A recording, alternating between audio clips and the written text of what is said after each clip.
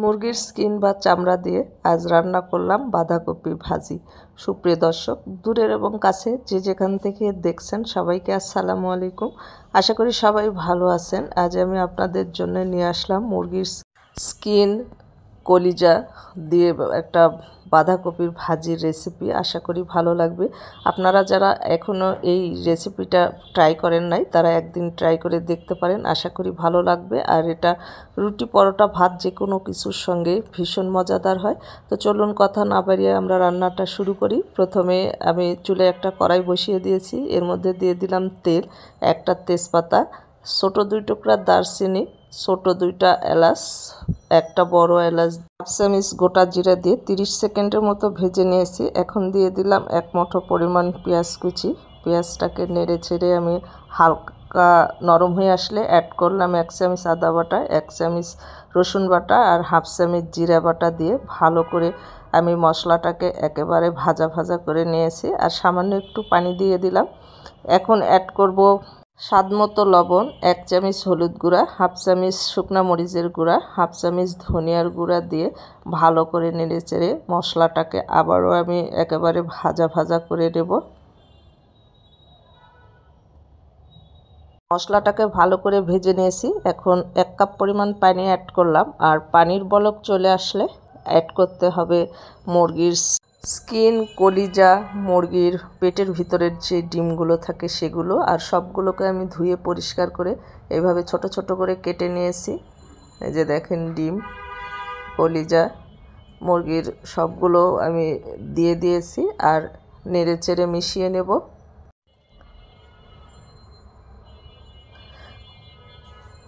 এখন ঢাকনা দিয়ে ঢেকে বলক আসা পর্যন্ত রান্না করে নিয়েছি। বলক চলে আসলে ঢাকনাটা খুলে নিয়েছি। নেড়ে চেড়ে আবারও ভালোভাবে মিশিয়ে নিলাম। আবারও ঢাকনা দিয়ে ঢেকে দিলাম। একেবারে ঝোল টেনে আসা পর্যন্ত রান্না করে নিয়েছি। আর দেখেই বুঝতে পারছেন স্কিনগুলো সিদ্ধ হয়ে গেছে। এখন দিয়ে দিব কেটে রাখা, কিউব করে কেটে রাখা বাঁধাকপিগুলো। সবগুলো বাঁধাকপি আমি দিয়ে দিয়েছি। এখন নেড়ে চেড়ে আমি মিশিয়ে নেব মশলার সঙ্গে বাঁধাকপিগুলো। আমার মেশানো হয়ে গেছে। এখন ঢাকনা দিয়ে ঢেকে